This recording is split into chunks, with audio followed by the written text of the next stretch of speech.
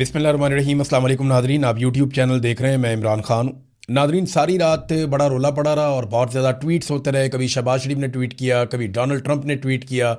बहुत बड़ी बड़ी खबरें आई और ये कहा गया कि जनाब चीज़ें पूरी हद तक कंट्रोल हो गई हैं। लेकिन डोनाल्ड ट्रंप का जो चीज़ों को बढ़ा चढ़ा कर बताने का एक उनकी आदत है, उसकी वजह से बार बार उन्हें शर्मिंदगी होती है। और ईरान का प्रॉब्लम यह है कि ईरान इस लड़ाई को किसी भी महाज पे हारना नहीं चाहता।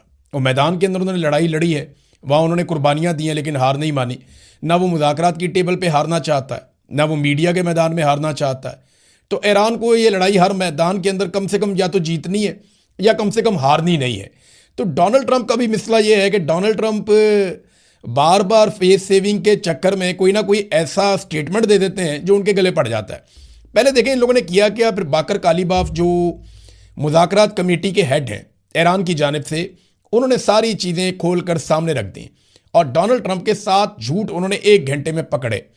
वो क्या था, लेकिन पहले आप ये देखें कि एक स्टेटमेंट आता है इराक़ची की जानिब से और वो ये कहते हैं कि सीज़ फायर क्योंकि हमारा हो गया था और लबनान के अंदर हमारी जो शर्त थी वो सीज़ फायर हो गया और अब हम कमर्शियल जो जहाज़ हैं वो गुजर सकते हैं आबनाए हुरमुज़ में से और ये मुकम्मल तौर पे ओपन है कमर्शियल जहाज़ों के लिए। और ये सीज़ फायर का जो एक दौरानिया है उसके बीच में ये खुले रहेगी, अब इसके अंदर कोई बंदिश नहीं है। लेकिन साथ ही उन्होंने इसकी एक कंडीशन लगा दी, on the coordinated routes as already announced by ports and maritime organisation of the Islamic republic of Iran. यानी ये जो भी होगा ये ईरान के ज़ेरे इंतज़ाम होगा, यानी इसके ऊपर कंट्रोल ईरान का रहेगा, लेकिन ये खुली रहेगी। इसके ऊपर डोनाल्ड ट्रंप ने ईरान का शुक्रिया अदा किया और डोनाल्ड ट्रंप ने खुशी का इजहार किया कि जनाब आबनाए हुरमुज़ खुल गई है और ये एक बड़ी फेस सेविंग डोनाल्ड ट्रंप को बज़ाहिर मिल गई। लेकिन उसके बाद डोनाल्ड ट्रंप ने मीडिया के साथ जो जो बातें कर दी वो ईरान को उसका जवाब देना पड़ गया। और अब जब मैं ये वीडियो रिकॉर्ड कर रहा हूँ तो थोड़ी देर पहले बाकर कालीबाफ जो स्पीकर हैं ईरान के और उसके साथ साथ वो मुज़ाकराती कमेटी के हेड भी हैं, उन्होंने डोनाल्ड ट्रंप का सारा चट्टा कट्टा खोल दिया अपने ट्वीट के ऊपर और एक स्टेटमेंट भी जारी कर दिया, जबकि ईरानी वज़ारत ख़ारजा ने भी एक स्टेटमेंट इस बारे में जारी कर दिया है। डोनाल्ड ट्रंप ने एक दावा यह भी किया कि ईरान अपनी अफसूदा शुदा यूरेनियम, यानी वो यूरेनियम जिसका वजन लगभग 450 किलो है और वो यूरेनियम जो 60% तक अफसूदा हो चुकी है, यानी उसको एटमी मवाद बनाने के लिए या एटमी धमाका करने के लिए या एटमी तजर्बा करने के लिए चंद दिनों में इस काबिल बनाया जा सकता है अगर ईरान कोशिश करे तो। डोनाल्ड ट्रंप ने यह दावा किया कि वो अमेरिका के हवाले कर देगा ईरान। अब पूरी दुनिया में इस पर खबरें चलना शुरू हो गई कि जनाब ईरान ने यह फैसला कर लिया है कि वो अफसूदा यूरेनियम हवाले कर देगा डोनाल्ड ट्रंप के। और मुझे ये बहुत बड़ी कामयाबी लगी डोनाल्ड ट्रंप की, क्योंकि ये बहुत बड़ी वॉर ट्रॉफी है। अगर कहीं ये यूरेनियम डोनाल्ड ट्रंप किसी जगह पर रख के इसका मुआयना करने के लिए आ जाए या उसको देख ले या डोनाल्ड ट्रंप की टीम उसको देख ले और डोनाल्ड ट्रंप इसकी सिर्फ तस्वीर जारी कर दे कि जनाब हमने ईरान से ये यूरेनियम हासिल कर ली है, अब ये अमेरिका के कंट्रोल में, अमेरिका के कब्जे में है, तो ये एक बहुत बड़ी कामयाबी हो सकती है अमेरिका की। जो खबरें मार्केट में आई उनमें एक ये था कि कोई $20 अरब ईरान को मिल जाएंगे, इसमें आबनाए हुरमुज़ के ऊपर ईरान का कंट्रोल हो जाएगा, यूरेनियम जो है वो अमेरिका के हवाले कर दी जाएगी, ईरान कभी भी एटमी हथियार नहीं बनाएगा। इस किस्म की बहुत सारी चीज़ें मार्केट के अंदर आ गई। लेकिन क्या ये वो चीज़ें हैं जिन पे अरब ममालिक मान जाते? मुझे ये बातें सुनकर हैरत तो हो रही थी। अच्छी बात तो ये है कि अमन हो रहा था और मुझे आसिम मुनीर साहब की काबिलियत पे भी हैरत हो रही थी कि वो इतनी ज़बरदस्त चीज़ें ईरान से मनवा कर उठ गए कि आप यूरेनियम अमेरिका के हवाले कर दें और आबनाए हुरमुज़ को कंट्रोल कर लें। क्योंकि आबनाए हुरमुज़ को अगर कंट्रोल कर देते हैं ईरानी, जैसा कि डोनाल्ड ट्रंप ने मुबारकबाद दी और ईरान ने कहा कि हमने खोल दी है लेकिन वो हमारे कंट्रोल के मुताबिक चलेगी, तो ये तो अरब ममालिक को कभी भी काबिल कबूल नहीं होगा। वो आबनाए हुरमुज़ जो इससे पहले अरब ममालिक आज़ादी के साथ इस्तेमाल करते थे, अब वो सारे खलीजी ममालिक उस आबनाए हुरमुज़ को इस्तेमाल करने के लिए ईरान के मरहूने मिन्नत हो जाएं और अमेरिका यहां से अपनी वॉर ट्रॉफी लेकर चला जाए, तो अरबों को क्या मिला? ये बात मेरे जहन में आ रही थी। लेकिन फिर बाकर कालीबाफ ने ट्वीट कर दिए और जो उन्होंने ट्वीट किए उनका मतलब मैं आपको बता देता हूं। उन्होंने तो फारसी में ट्वीट किए, उसका हमने अंग्रेजी में ट्रांसलेशन किया और उसको उर्दू में भी ट्रांसलेट किया।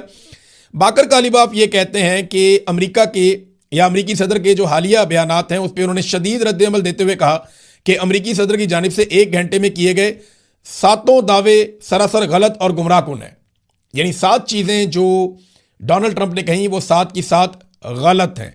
उन्होंने एक एक करके उन चीज़ों के ऊपर बताया। फिर उन्होंने ये भी कहा कि हमारी जो वजारत खारजा है उसका जो बयान है या इंटरव्यू है उसको आप पढ़ लें, आप गुमराह होने से बच जाएंगे, ईरानी मौक़िफ़ आपको वहां पे मिल जाएगा। उन्होंने कहा जी कि अमेरिका झूठे बयानिए के जरिए जंग में कामयाबी हासिल नहीं कर सकता और ना ही मुज़ाकरात में किसी नतीजे पे ऐसे वो पहुंच सकेगा। उनके मुताबिक ईरान के खिलाफ अगर मुहासरा जारी रखा गया तो आबनाए हुर्मुज़ खुली नहीं रहेगी। यह है जी सबसे इंपॉर्टेंट बात। डोनाल्ड ट्रंप ने कहा था कि आबनाए हुर्मुज़ खुल गई है, जबकि अमेरिका का ब्लॉकेज जो ईरान के हवाले से है वो जारी रहेगा।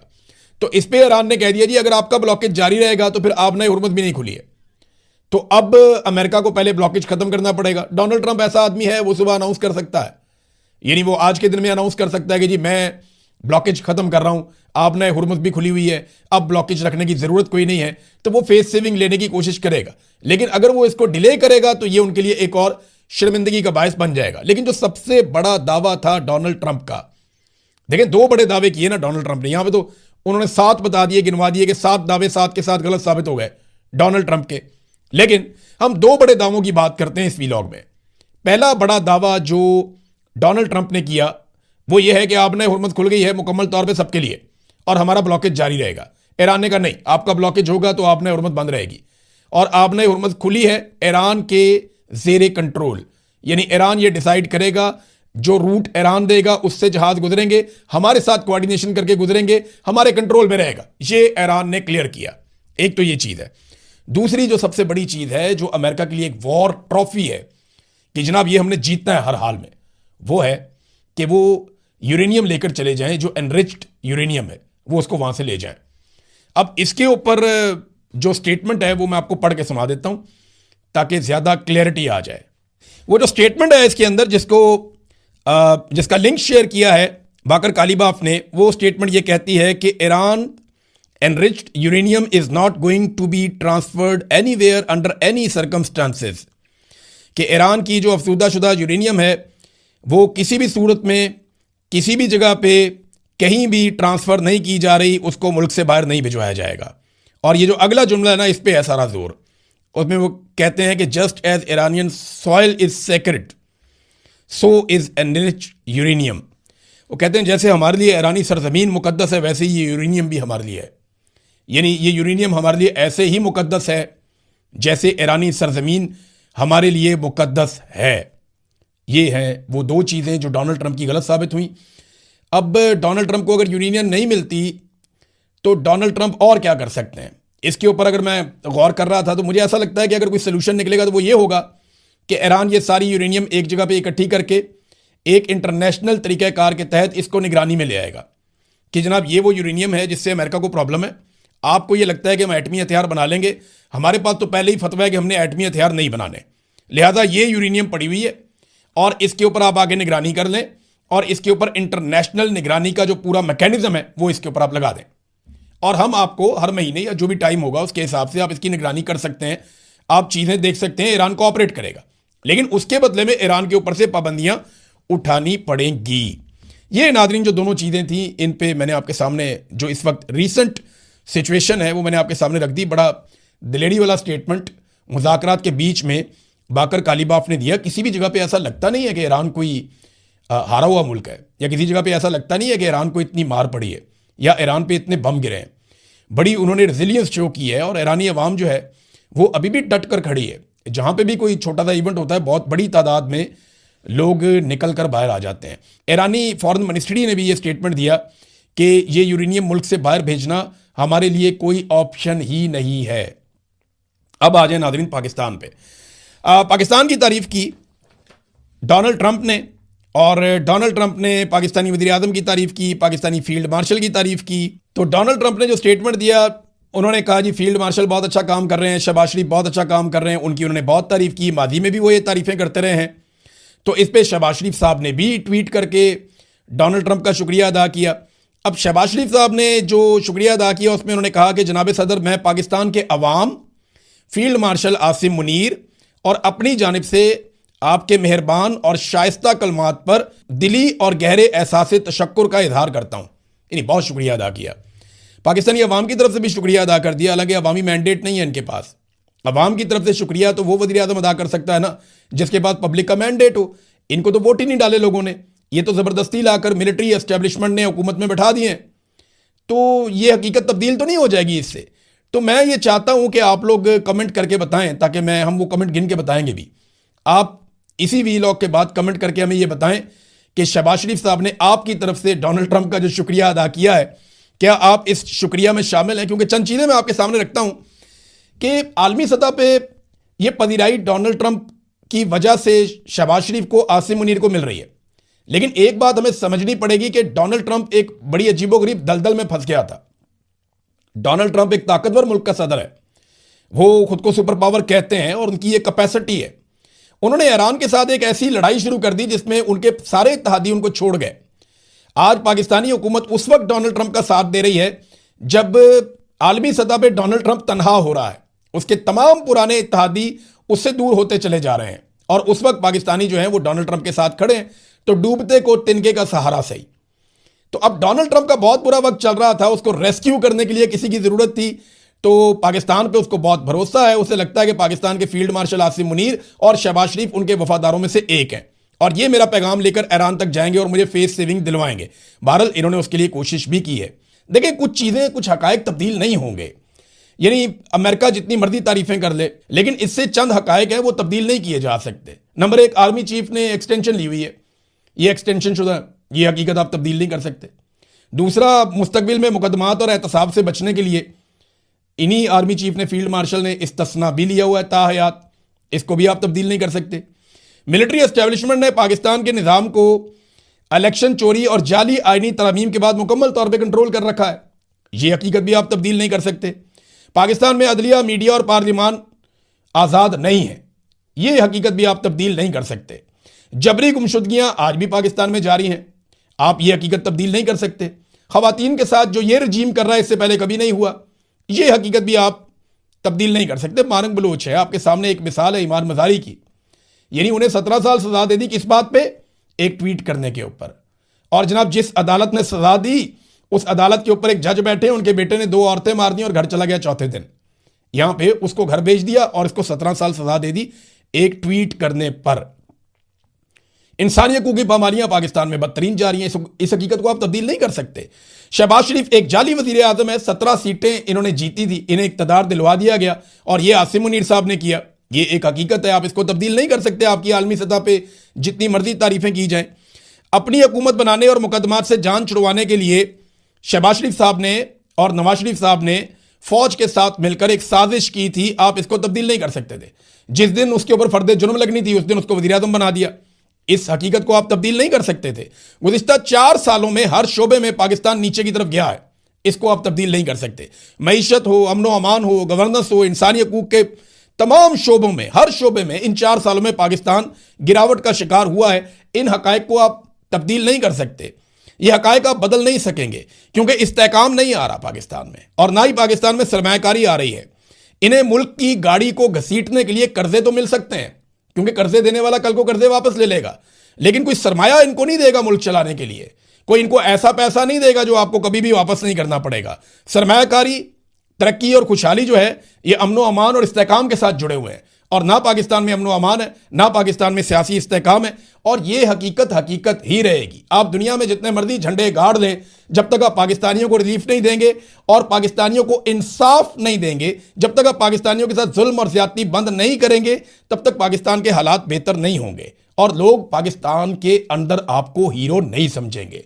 ये आप जबरदस्ती जाली अकाउंट्स बनाकर, मुख्तलिफ जगहों पर आप छोटे मोटे बच्चों को घेर के उनकी टीमें बनाकर, कई जगह के ऊपर कुछ इदारे हैं उनके अंदर बंदों को मोबाइल लेकर दिए गए हैं कि तुमने दिन रात गाली देनी है, ट्वीट्स करने हैं, उनके ऊपर इंचार्ज भी बिठाए गए हैं। ये सारा कुछ हमें वो लोग खुद बताते हैं, बेचारे जिनसे ये घटिया और गंदा काम लिया जाता है, वो खुद हमें बताते हैं कि भाईजान हमसे अब ये काम लिया जा रहा है, हम इस काम के लिए तो भर्ती नहीं हुए थे इदारों के अंदर, या इस जगह पे हम ये काम करने तो नहीं आए थे, हम तो अपने मुल्क की खिदमत करने आए थे, ये हमसे किस तरह का काम लिया जा रहा है।